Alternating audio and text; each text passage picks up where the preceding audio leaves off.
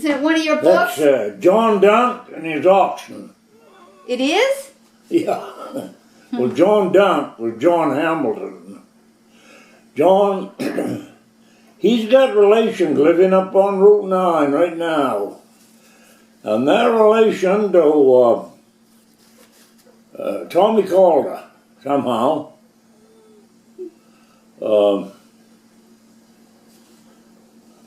You heard that little rhyme, ain't ya? No. Tell me. Benny on the quarterdeck, Brady at the helm, John Dunk in his bunk, chewing slippery elm. Oh, what's it mean? Well, it was in the vessel. In the vessel? In the vessel. Benny on the quarterdeck, Brady at the helm, that's the steering wheel. And my father, John Dunk, in his bunk, chewing slippery elm. What is slippery elm? Well, it's some kind of the bark off an elm tree. Oh, that's great. And this is a picture of John Dunk and John Alvin, Yeah, right? John Alvin Dunk and his auction. Yeah. I suppose that was the last auction ever on Shabig. Cool. He lived down there. Well, you know when you go by the buoy over to going to Cousins? Yeah. When you look right straight in, you'll see his house on Shabig. That's the old John Dunk house. On Shabig. Yeah. Well, of course, his name was John Dunk Hamilton, really. Well, nobody ever called him anything but John Dunk. On Shabig. But if you're on the boat, Yeah. and you're right over there by that buoy, you look right straight in, and his house is right there. I don't know who owns it now. I have no idea. I'll have to find out which house it is. Yeah. Yeah, old John Dunk. I never knew him. He was dead before I was around. Now here's another picture, and it says the clam houses. Oh, down the back shore. That's the back shore here? Yeah. It was, anyway. There's a boat up beside one of them. Do you know whose boat that is? Can you see it? It's just a punt, isn't it? Probably. It looks like a pretty large punt. Yeah, there was... well, I got the picture in the living room. Great big picture in the living room. Oh.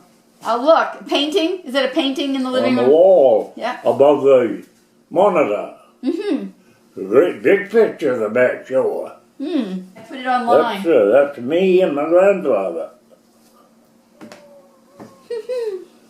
I was a little fellow once. Great. You never know my grandfather, of course. No. Them schooners to race the Blue Nose down in Nova Scotia. They had them races every fall between the United States and Nova Scotia. There's a lot of beautiful pictures of them somewhere. There used to be the old cold storage company in Portland on a wall in Portland, in their office. That office was full of them pictures of them old schooners. Probably them pictures were thrown out years ago. That cold storage closed down long. I was a youngster, of course. Portland Harbour was full of sailing ships. 4, 5, and 6-masted sailing ships. Once in a while a square rigger. He used to run between here and Cuba mostly. Some of them vessels would come up and down Cuba loaded with molasses.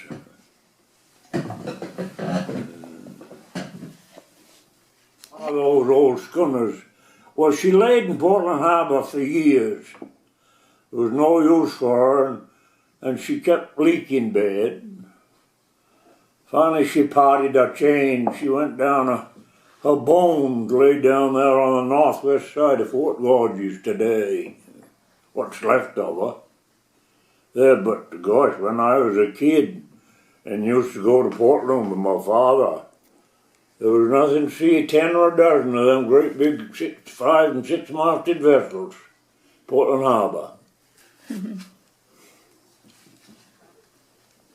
They used to bring up molasses from down to Cuba, loaded with molasses. Some of them vessels went clear up the river, up Bengal. Them 5 and 6 masted sailing vessels, they were big. Carry 5,000 tons of cargo. You seen that picture I got in there, the picture with the girl laying on the deck? Yeah. She was a stowaway.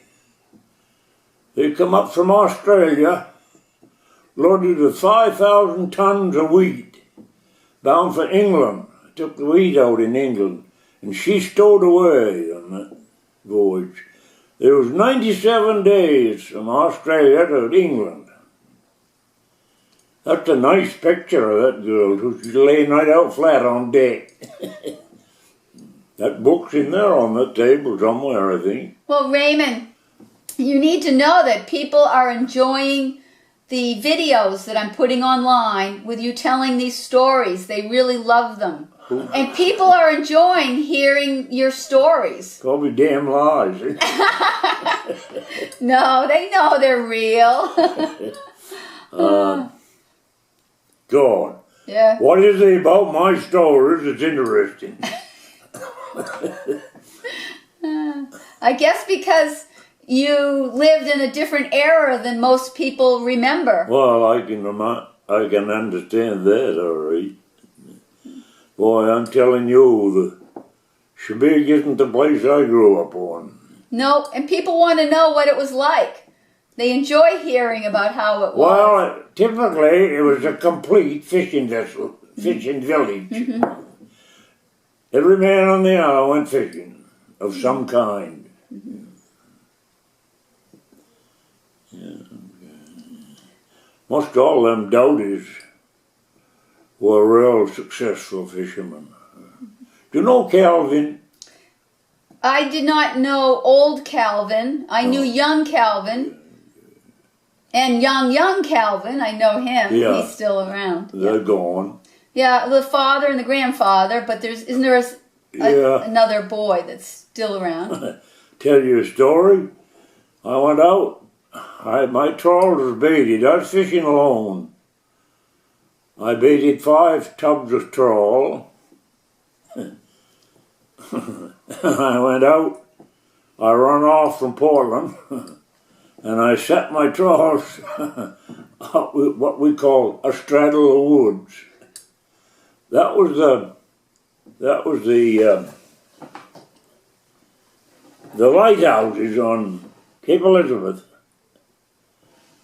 I had them run off there so that they bore this way. Here was the mountain right here. And here's the 2 lighthouses, one on each side of the high part of Cape Elizabeth. We called it a straddle of woods. It was a great place for haddock. Caught a lot of haddock up there on those marks. You had to have the marks right. You wouldn't get no fish. Yeah, straddle of woods. Well, they used to catch a lot of haddock right in close to Cape Elizabeth. They'd start their trawls right there, set right off like that. They used to get a lot of haddock up there. There was Carl. He and the young fellow were fishing together. They were bringing in, every day, for a long while, they were bringing in around 10,000 pounds of haddock up there. Just like that, with them 2 mountains. Here was the high part of Cape Elizabeth and the 2 lighthouses. That's what they used for marks to set the trawls. Now what do they use? GPS. Fishing's gone, done. Yeah. A trawl. Can you describe what a trawl is? Well, I don't know whether you understand it or not. I'll try. You never saw a troll. Have a barrel, Yeah. and with the Yeah, hooks. and a tub. I remember Peter. I remember a few years ago, Yeah. Peter was doing some trawling. I think Johnny Coffin got his trawls now. He and Peter made the last trip out of Portland. And I've heard since that was the biggest fish trip that ever come into Portland in a small boat. Whether it was or not, I don't know. We had almost 9,000 pounds.